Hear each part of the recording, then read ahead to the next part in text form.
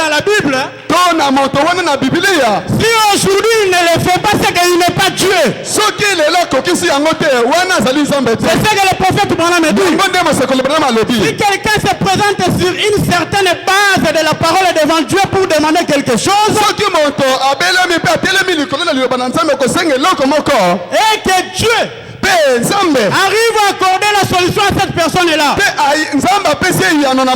lorsqu'une deuxième personne se présentera sur la même base que le premier, Dieu est dans l'obligation de donner la solution à cette personne-là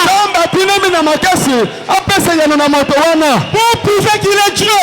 Est-ce que vous êtes là? Il est un Dieu illimité. C'est le Dieu de Gédéon Katende. Le Dieu de William Branham. Que Dieu bénisse.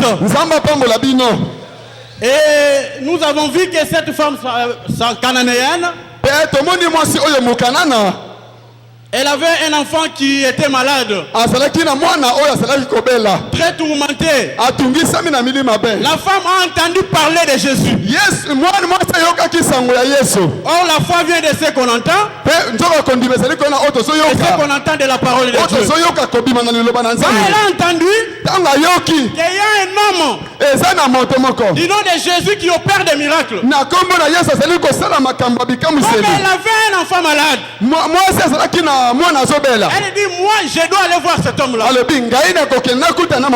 Or vous savez, normalement Jésus n'était pas venu pour les nations. Est-ce que tu peux me donner un amen? Lui-même l'a dit. Je suis venu pour les brebis perdues de la maison d'Israël. Donc pour commencer, Jésus ne pouvait pas donner la solution à cette femme-là. Dans la logique des choses, cette femme-là ne méritait pas. Est-ce que vous êtes là? Elle ne méritait pas. Parce que Jésus n'était pas envoyé pour elle. C'est pourquoi Jésus pouvait les scandaliser. Est-ce que vous êtes là?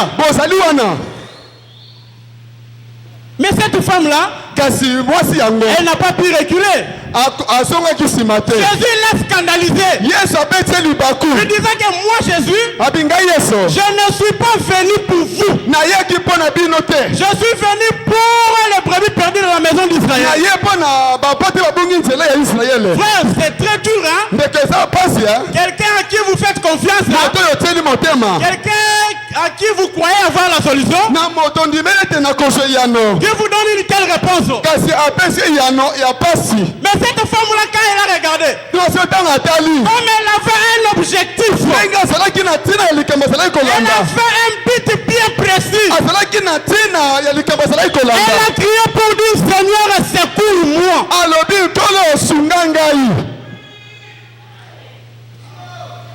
Est-ce que vous êtes là? Jésus pouvait lui dire, on ne peut pas prendre la nourriture des enfants et les donner aux chiens. C'était une manière, hein, de les chasser. Mais la femme était tellement persistante et persévérante. Frère, si ce soir, il y a une personne qui a compris le don que tu as placé ici, même si Gédéon Katende te chasse, bien aimé dans le Seigneur,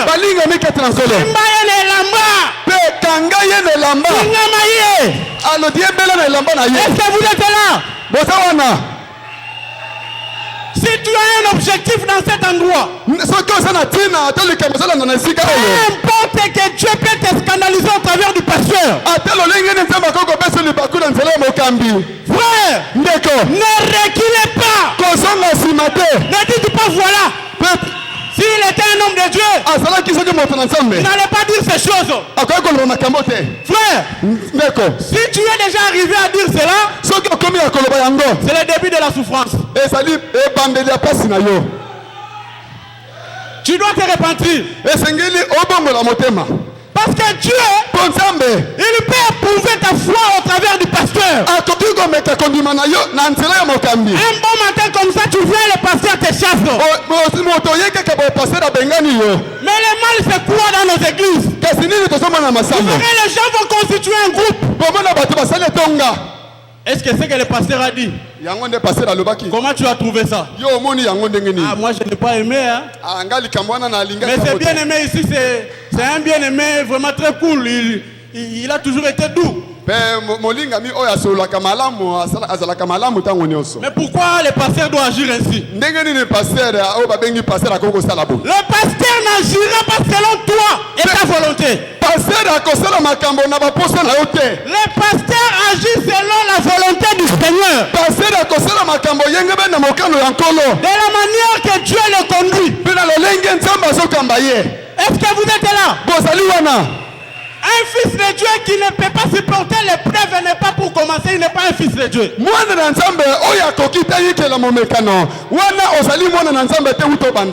Frère, Branham dit que les épreuves c'est la formation pour les fils de Dieu. Que vous vouliez ou pas, tu es censé passer par les épreuves.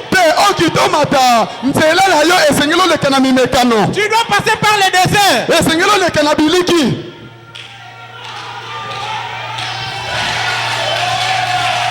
C'est pourquoi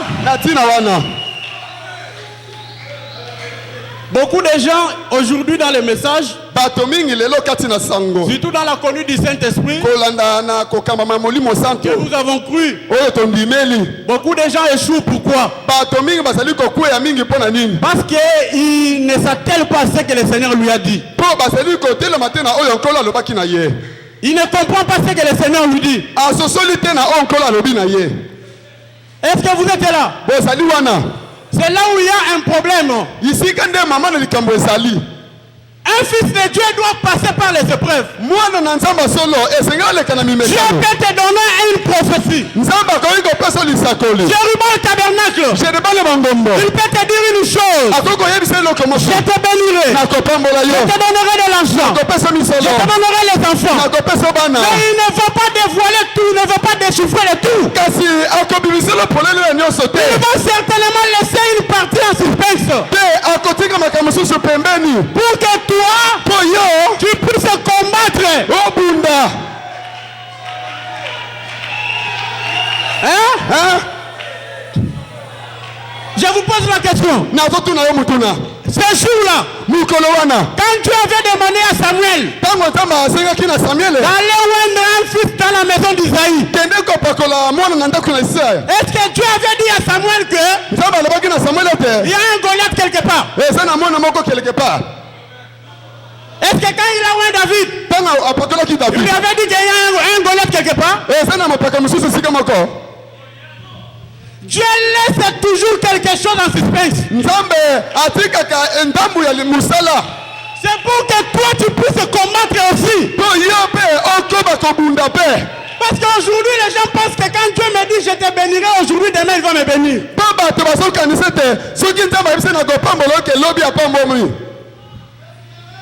Nous sommes tellement pressés au point où nous commençons même à traiter Dieu les dieux menteurs.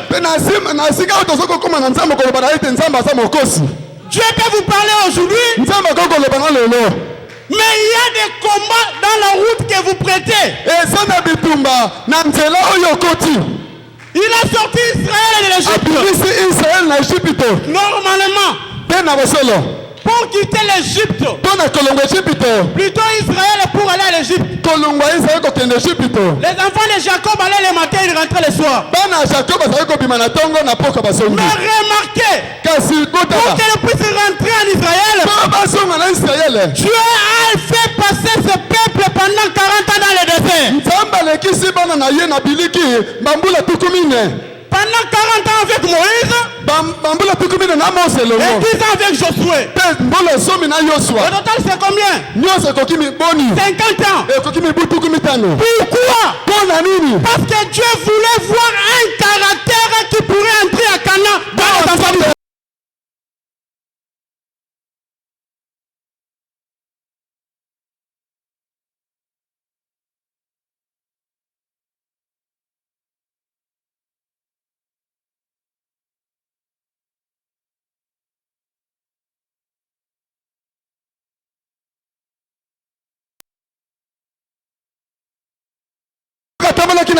Aujourd'hui, l'histoire se répète. Nous devons rencontrer les épreuves. Et ces épreuves-là, on me dit que c'est de l'or pour nous les chrétiens. Nous devons combattre. Dieu n'aime pas les lâches frères. Je voudrais qu'on lise les prophètes. Et vous dites ce que les prophètes me disent. Dans la dislocation du monde. 12 avril 1963.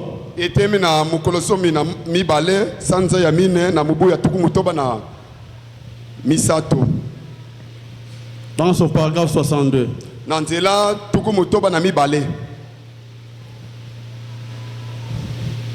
Je rebelle que Dieu te bénisse. Paragraphe 62, nous lisons. Nous voulons donc tout de telle manière que nous pouvons prendre les choses en douceur. Prendre notre retraite. Mener une vie facile.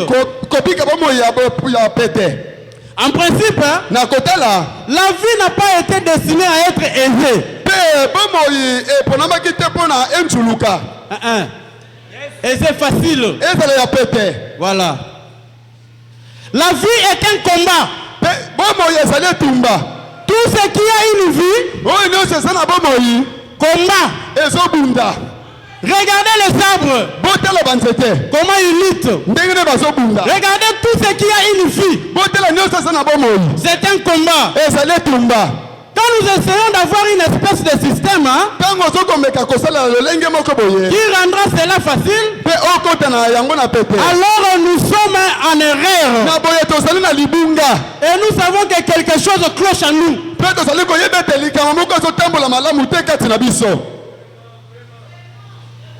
Que Dieu te bénisse. Tout ce qui a une vie doit combattre. Vous pouvez voir les fleurs que vous avez plantées dans la parcelle. Jetez seulement de l'eau. Comme la fleur a une semence en elle, elle va commencer à bourgeonner, à chercher une fois pour sortir. C'est comme ça avec nous aussi les humains. Étant donné que nous avons la vie, nous devons combattre pour émerger. Lisons encore les prophètes.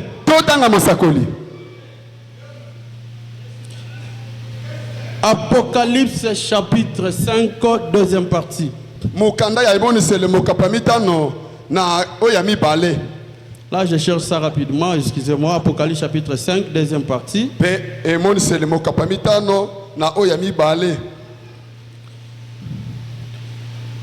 Apocalypse chapitre 5,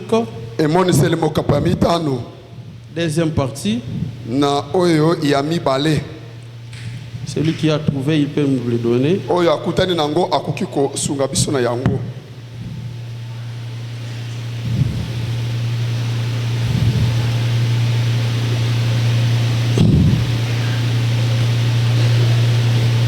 Ok, nous y sommes.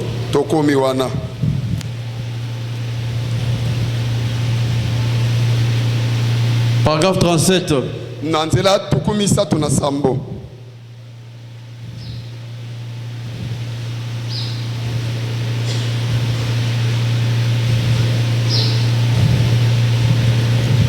Écoutez.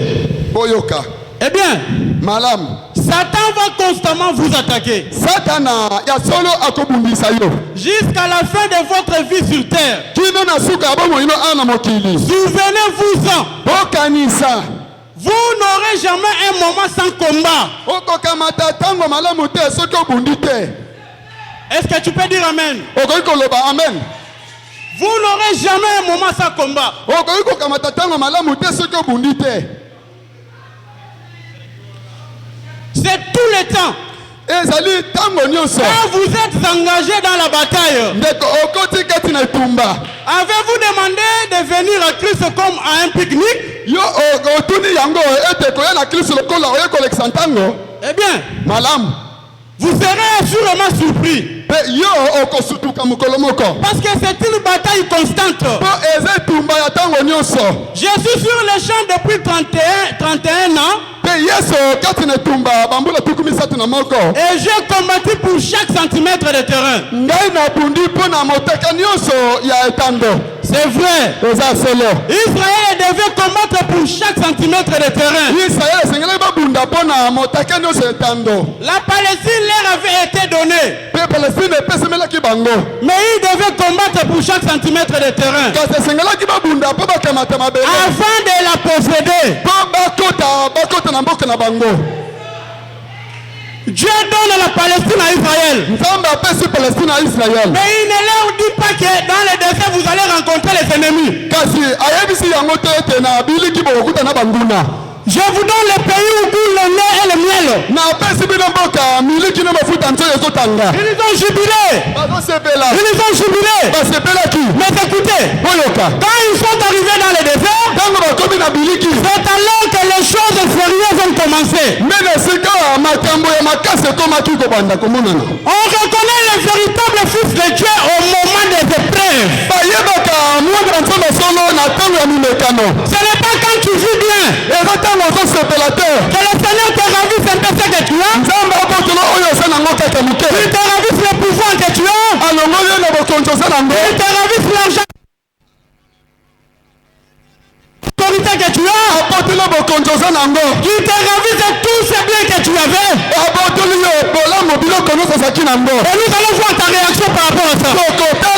C'est là que nous allons découvrir que tu es chrétien ou pas. Laissez-moi vous dire. Il y a des gens qui sont ici. Ils sont humbles parce que Dieu ne les a pas encore bénis. C'est dur, hein? Mais je vous dis, il fait tous les jours à l'église, il est humble parce que Dieu ne l'a pas encore béni. Une fois que Dieu lui donne de l'argent, il devient arrogant. Il commence à refuser le pasteur. Il commence à minimiser la parole de Dieu. Il commence à critiquer son église. Cependant que c'est la même personne qui avait dit hier qu'il était un chrétien. Bien-aimé dans le Seigneur, la vie chrétienne est une vie de sacrifice. La vie chrétienne c'est une expérience. Le christianisme, ce n'est pas le fait de venir à l'église tous les jours. Même Satan aussi vient à l'église. Satan aussi adore comme toi. Et frère Branham me dit, la prédication du christianisme contre l'idolâtrie. Non, l'imitation du christianisme. Dans ce paragraphe 15, lisez jusqu'à 18. Frère Branham me dit que le christianisme, c'est une expérience vécue.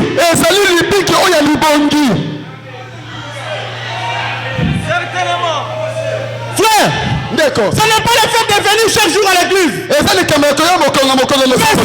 vie que nous devons vivre tous les jours. Nous devons persévérer dans la parole de Dieu. Ayant notre foi ancrée dans la parole.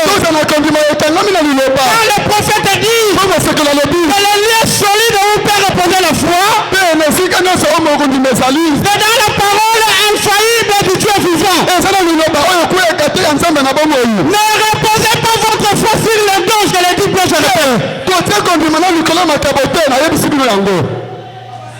Non, non. Ne reposez pas votre foi sur le don, je pèse les mots.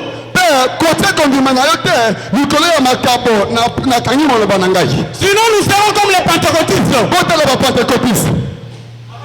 C'est là où les pentecôtistes avaient failli. Au lieu de suivre, de chercher d'abord les donateurs, et ils voulaient d'abord les dons. Est-ce que vous êtes là? Je voulais qu'on lise un peu quelque chose ici. Il faut entrer la foi dans la parole. Parce que quand l'ennemi viendra, c'est la parole qui va combattre en toi. Ce jour-là, quand Jésus revenait des 40 jours de jeûne et prière, quand il descendait de la montagne, le diable s'est présenté. Il a commencé à tenter Jésus. Si tu fais ceci, moi je te donnerai ceci. Mais qu'est-ce que Jésus avait fait? Et voilà la vie. Jésus, en lui, il avait la plénitude de la divinité. Tout ce que le Père était. Ce jour-là, dans le Jourdain, il avait déversé en Jésus. Jésus était. Et Dieu fait chair. Dieu s'était tabernaclé en Jésus.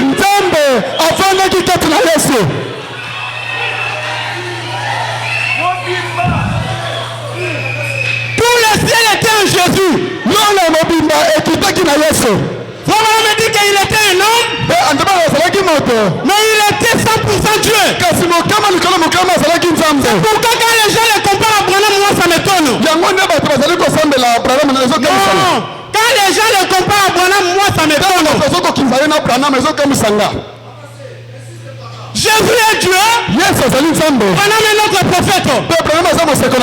Branham dit que Jésus, il était tous les prophètes de l'Ancien Testament réunis en une seule personne. Jésus était Esaïe. Il était Abraham. Il était Josué. Il était Jérémie. Il était Malachi. Il était tous ces prophètes-là.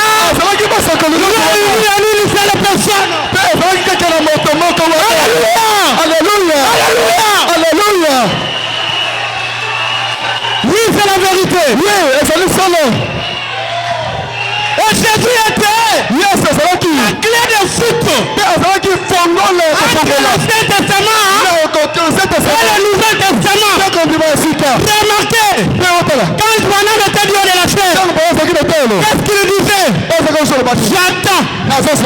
Il attendait qui? C'était l'ange du Seigneur. L'ange du Seigneur, c'est le Seigneur lui-même. Alléluia. Est-ce que vous me comprenez cette fois?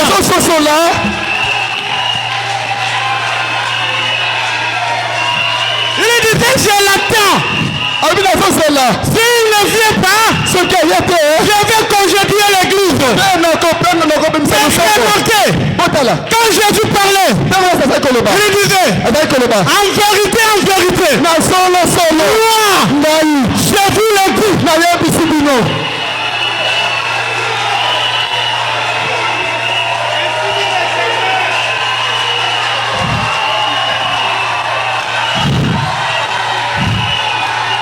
Que Dieu te bénisse. Je me sens tellement bien. Est-ce que vous êtes là? En vérité, je te le dis. Mais l'autre là dit quoi? S'il vient, alors je parlerai. Il disait ainsi dit le Seigneur. Mais qui était ce Seigneur là? C'était ce Seigneur-là. C'était le Seigneur Jésus-Christ. D'accord. Que vous le vouliez ou pas, Jésus-Christ est le Dieu adoré. Branham n'est pas Dieu.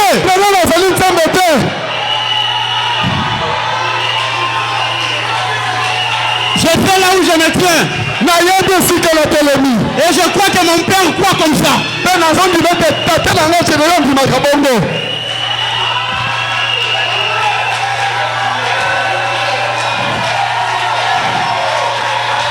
C'est pourquoi Jéruba le tabernacle.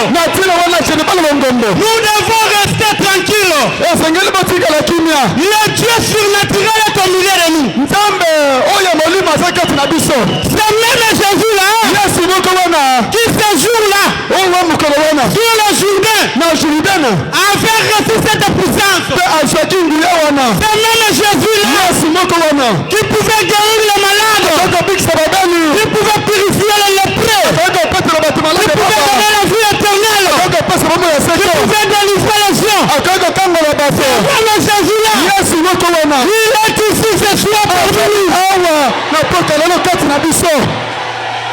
C'est le Dieu de Tibola. Le Dieu de Gédéon Katende. Le Dieu de William Branham. Un véritable Dieu adoré. Un Dieu qui n'humilie pas. Un Dieu qui élève. Un Dieu qui guérit. Un Dieu qui délivre. Un Dieu qui sauve. Un Dieu qui oriente. Un Dieu qui peut te prendre à main et te soulever. Il peut te lever parmi les grands. Un Dieu qui peut essuyer tes larmes. C'est pourquoi Jéruballo, importe le temps, importe les circonstances, le Dieu qui t'a appelé ici, il va te donner la solution à ton problème. Dites-moi, qui parmi nous fait chercher Dieu?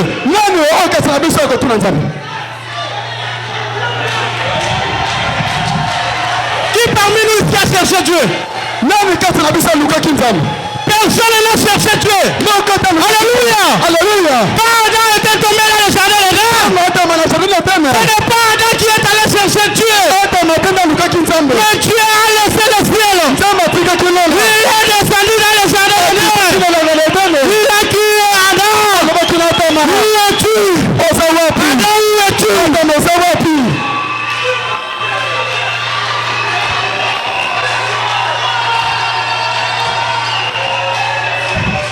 Que Dieu bénisse. N'ayez pas peur. N'ayez pas peur, Jéruballo.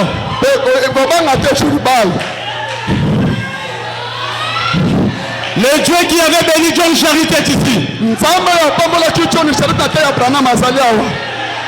Le Dieu qui avait élevé John Charité est ici au milieu de nous. Le Dieu qui avait béni Branham est ici au milieu de nous. Le Dieu qui avait ressuscité l'enfant Félané est ici. Si seulement vous croyez, il va se manifester dans ta vie. Est-ce que vous êtes là, Jéruballo? Est-ce que tu peux dire gloire au Seigneur? Est-ce que tu peux dire alléluia? Acclamez fort pour la gloire du Seigneur Jésus.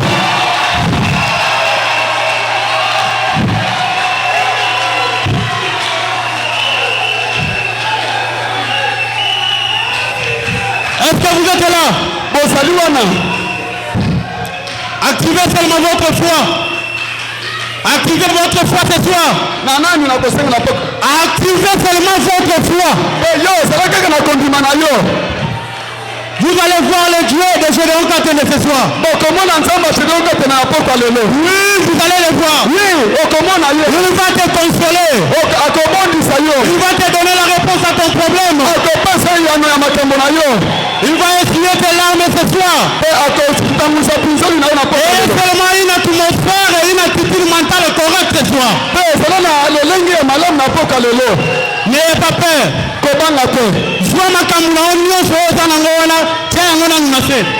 Prenez toutes ces décisions, mettez ça par terre. Que Dieu vous bénisse. Lisons d'abord les prophètes.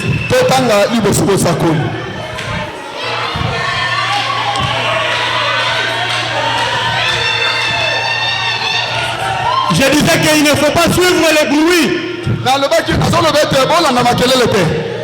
Je disais qu'il ne faut pas suivre les dons plutôt. Ne venez pas ancrer votre foi au don. Mais il faut ancrer cela dans la parole infaillible de Dieu vivant. Sinon nous serons comme des pentecôtistes.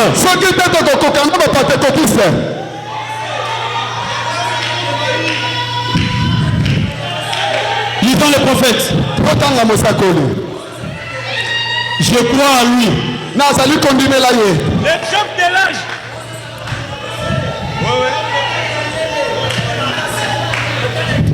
Dieu est merveilleux.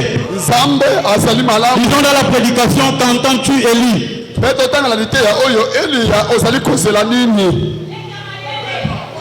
Du 12 avril 1959.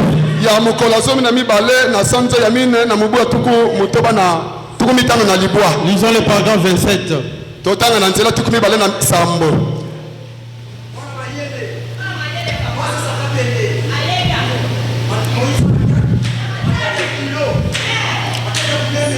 Lisons le prophète. Paragraphe 27. Je me demande si nous n'avons pas tellement écouté le vent impétueux, le feu, le sang et tout le reste, que nous avons manqué d'entendre ce murmure doux et léger. Je me demande si nous n'avons pas tellement regardé au don que nous ne voyons pas les donateurs.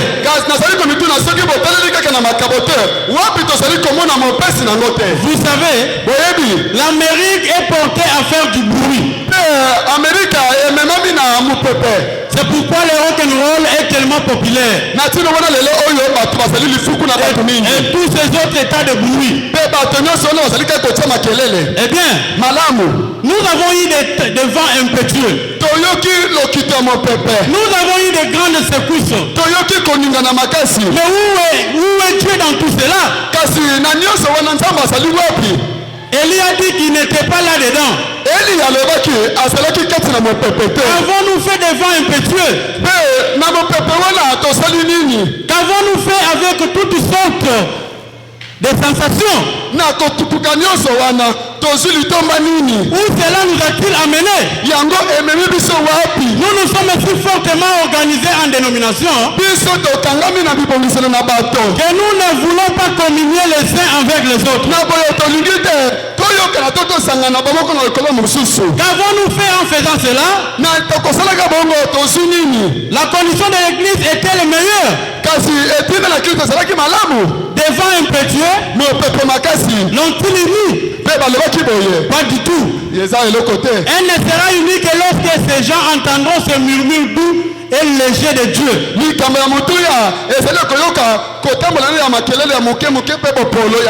C'est là que nous faillissons, mes amis.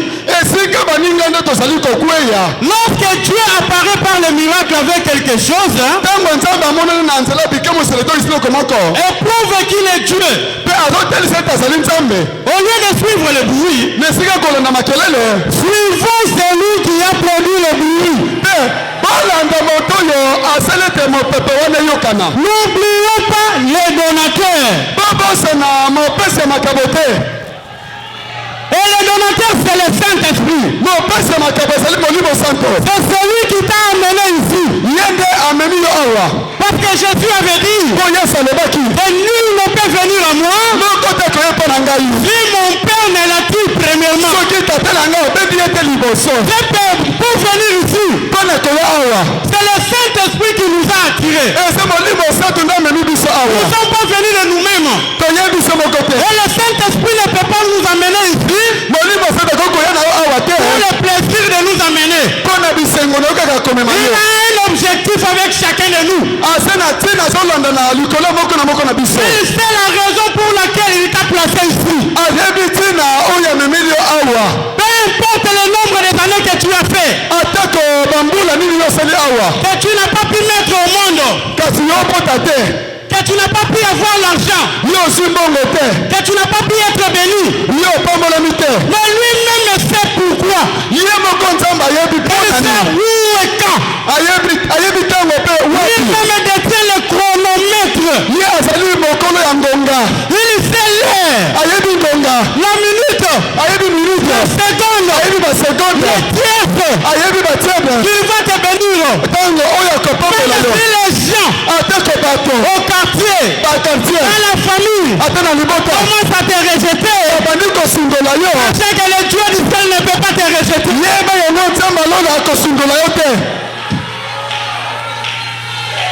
Même si les gens ont mis un point dans ta vie, le Dieu de Général, quand elle n'a pas encore mis un point, il a mis une virgule dans ta vie. Il sait là où il t'amène. Jerubal, restez tranquille. Tenez-vous tranquille. Le Seigneur est au milieu de vous. Tout ce que vous cherchez se trouve dans cette église. Oui, c'est la vérité. Que Dieu vous bénisse. Acclamez pour la gloire du Seigneur Jésus. Je voulais qu'on lise encore une citation.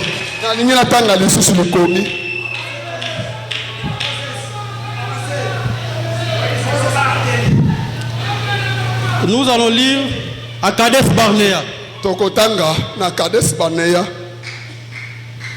À Kades Barnea. Vous vous souvenez de l'histoire de la Kades Barnea, n'est-ce pas? C'est là où le jugement de Dieu était tombé. Là où les choses sérieuses, ça avait commencé. Soit vous traversez, soit vous restez.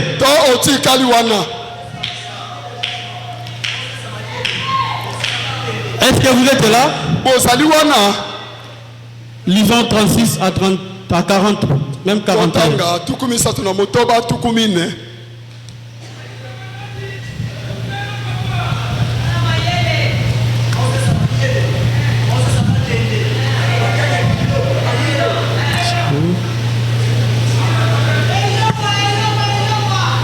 À Kades Barnea.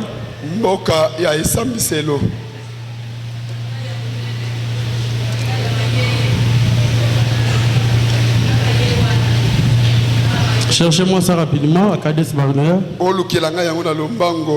ne trouve pas la brochure ici.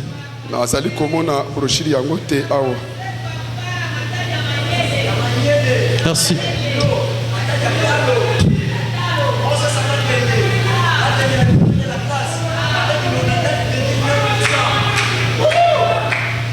À Kades Barnea, lisons.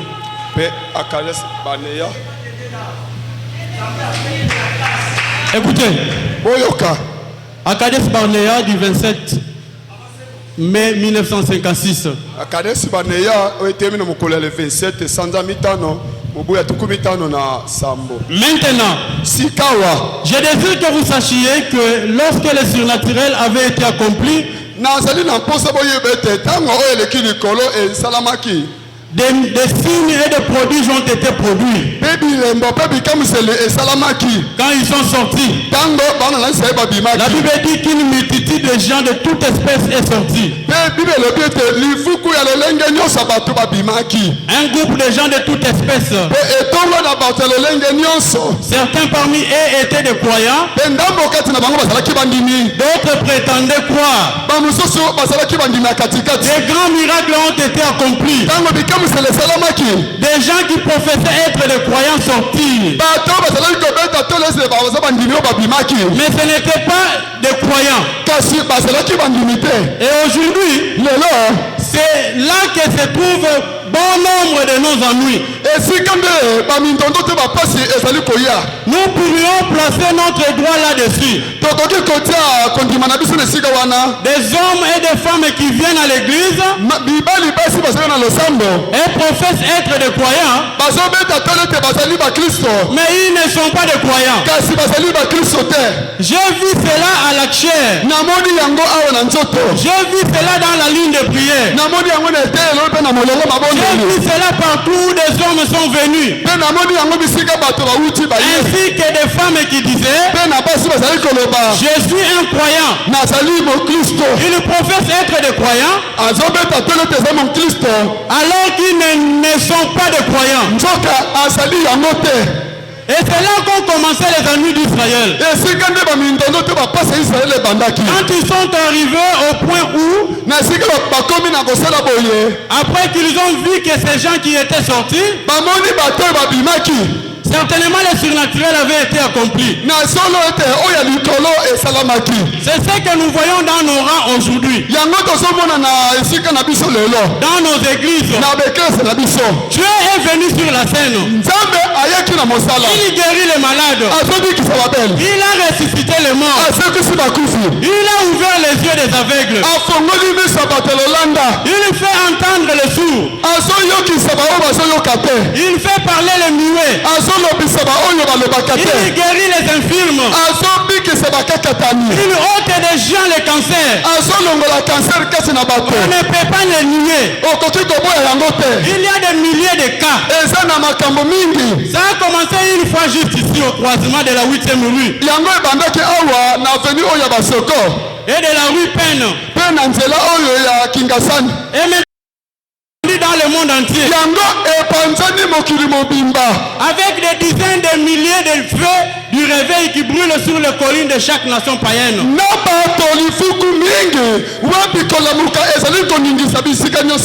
Partout ailleurs. Des signes et des prodiges sont accomplis. De grandes choses s'accomplissent. Dieu est en action. Nous sommes au temps de la fin. À la jonction des temps. 38. Nous voyons donc là-dedans qu'il y a une multitude de gens de toute espèce. Souvent les gens sortent en disant, si je le suis, je vais faire ceci. On finit par découvrir que ces gens étaient charnels. Et dès qu'est survenue la première petite tension, ils ont voulu retourner en Égypte. Ils voulaient les pots d'ailes, les pots d'ail. Ils voulaient les poissons du fleuve. Ils voulaient des poireaux et des ails. Ils voulaient avoir les choses qu'ils avaient là en Égypte. C'est un bon et parfait type du membre charnel de l'église aujourd'hui.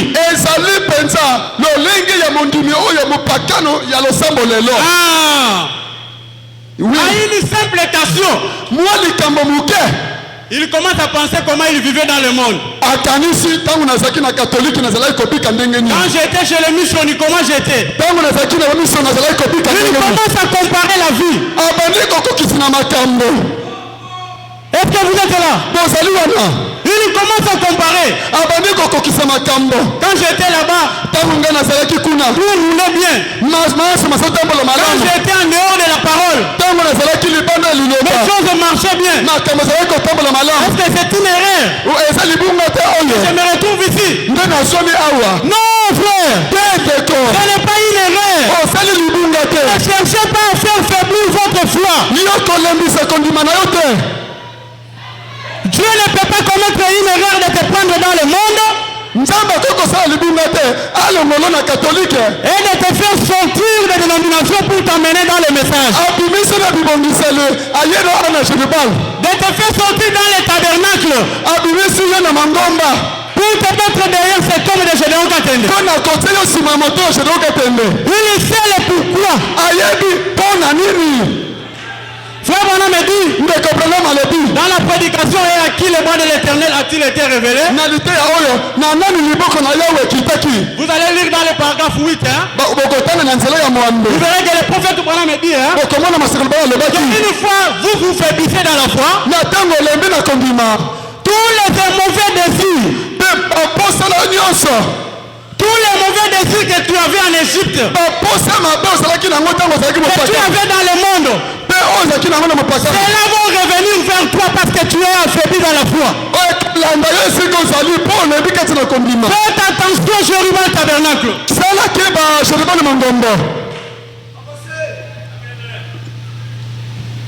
Est-ce que vous êtes là?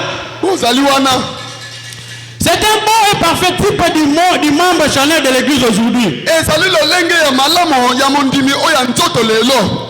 Parce qu'il n'est pas de Dieu. La Bible dit, si vous aimez le monde ou les choses du monde,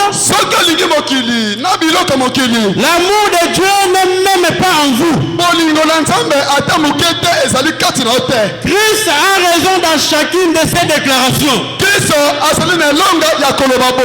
Et c'est vrai. Aujourd'hui, nous voyons les gens sortir. Oh, je souhaite qu'une chose ou d'une autre, Dieu puisse enfoncer ceci du côté gauche.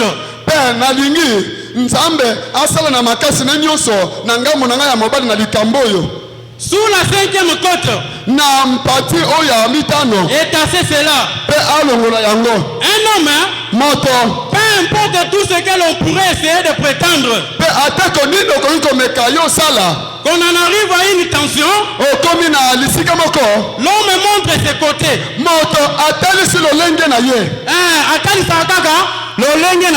Amen. Quand Dieu suscite une tension, oh, parfois quand Dieu suscite des tensions, c'est pour qu'il puisse se séparer, il puisse se différencier. Il va prendre le bouc, il le met à gauche, il prend les brebis, il les met à droite.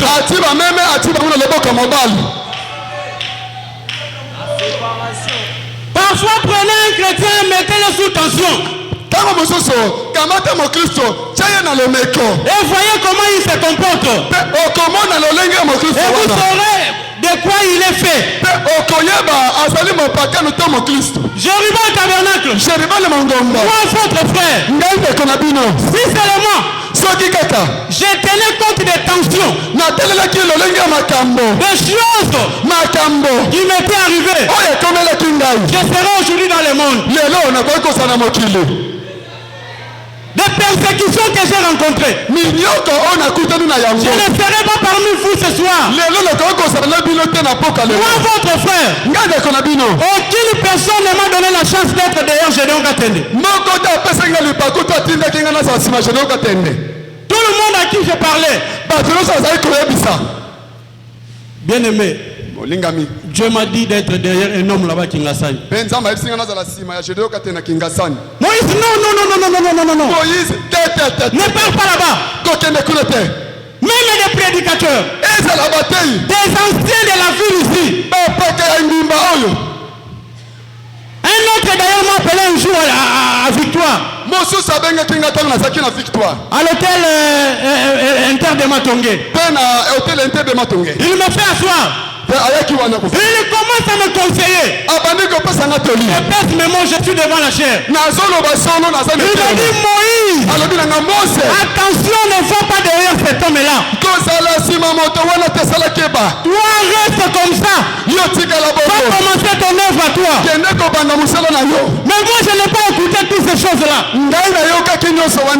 Je savais que cet homme ici a un Dieu réel. Parce que j'avais mené déjà une expérience personnelle avec lui. Exactement. Est-ce que vous êtes là? On pouvait me dire toutes les choses possibles. Mais vous savez, à ma grande surprise, un jour je vois ce vieux-là m'appeler au téléphone. L'homme de Dieu, Shalom, tu es où? Je dis, je suis au travail. Donne-moi l'adresse de l'église de Pasteur Gédéon. Je dis, tiens, l'église de Pasteur Gédéon, vous voulez aller là-bas? Oh petit, tu vois la conduite du Saint-Esprit ici. Je suis là. Frère, si vous voulez avoir des problèmes avec Dieu, désobéissez seulement.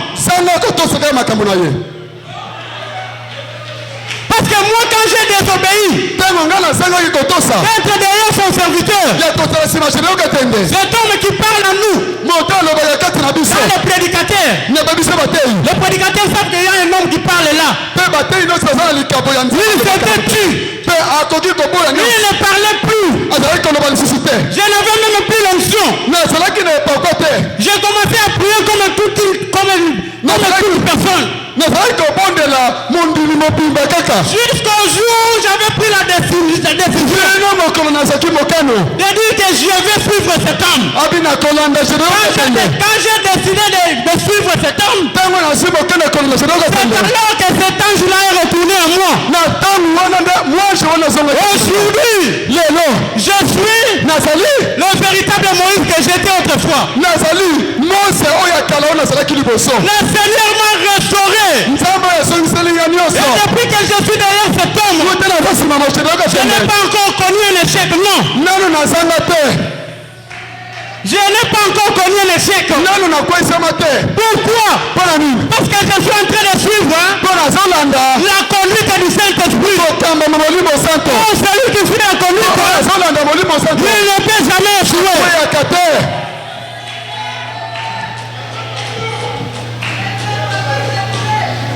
Personne ne m'a donné la chance. Attention, Jéribal. Il y a des vieux loups qui ne sont là que pour vous décourager. Le vieux marin. Vous connaissez l'histoire du vieux marin, n'est-ce pas? Il était tellement habitué avec la marée. Au point où tout était devenu seulement normal. Mais le groupe de gens qui venaient pour visiter, quand ils sont arrivés, ils étaient dans l'étonnement. Ils admiraient cela. Mais lui, il leur disait quoi? Oh non, ça c'est normal. Mais Babylone a connu ton bis, ton bien au Banakala. Frère, ton expérience est là. Reste avec cela dans ta maison. L'expérience que nous voulons, c'est la commission de but rouge. C'est cette commission qui nous a délivrés. Aujourd'hui, moi Moïse, quand je suis arrivé à Jéribal, c'est alors que j'ai appris à servir Dieu dans la sincérité.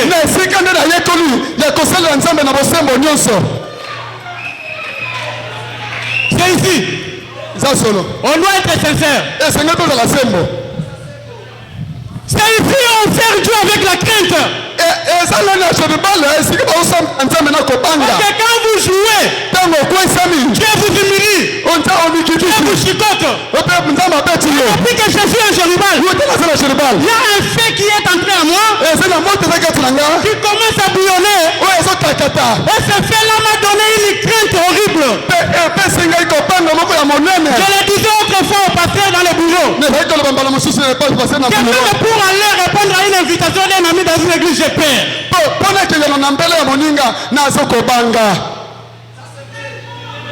Quand on m'appelle pour aller prêcher, j'ai peur. Je l'ai dit au pasteur, il m'entend là où il est.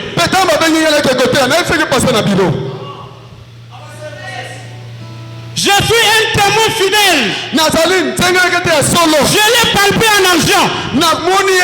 Jusqu'aujourd'hui, je l'ai palpé en argent. Pourquoi mes bien-aimés anciens?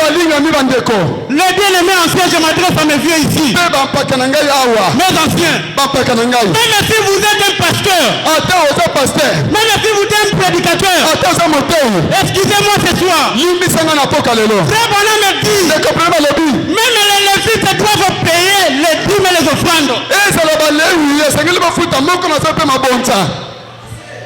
Est-ce que vous pouvez me dire amen, vieux?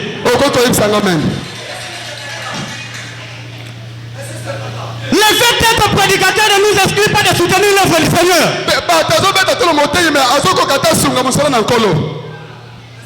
Si nous espérons être bénis, nous pouvons prêcher.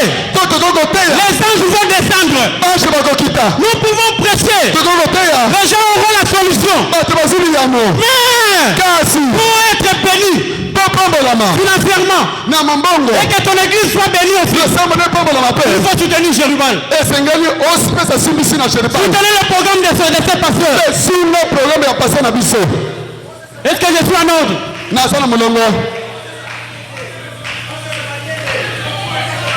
Vous savez pourquoi? Parce que dans le livre de Genèse, dans le chapitre 14, quand Abraham revenait de la défaite du roi, la Bible dit qu'Abraham avait rencontré un homme. Cet homme-là, c'était Melchisedec. Il lui avait donné la dîme de tout. Et quand il a donné la dîme, la Bible dit qu'il avait donné la dîme même pour Lévi qui était dans ses reins.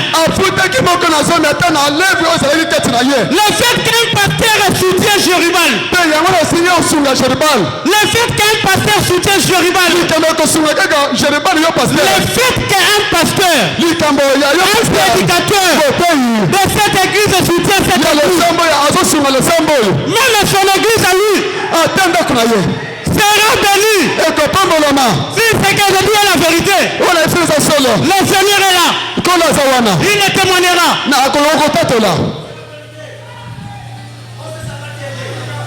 Parce que Dieu ne peut pas rester avec la dette de quelqu'un. Si le Dieu du ciel avait béni William Mayom Branham, parce que Branham soutenait aussi cette œuvre, il soutenait l'œuvre missionnaire. Si le Dieu de Branham est le même, lui aujourd'hui est en élément, et que c'est lui, qui avait voulu et a demandé que je sois derrière la chair, que le descend de ce soir, et qu'il réponde à vos problèmes, qu'il vous donne des solutions, qu'il vous guérisse vos maladies, qu'il vous donne des enfants, et qu'il vous bénisse ce soir.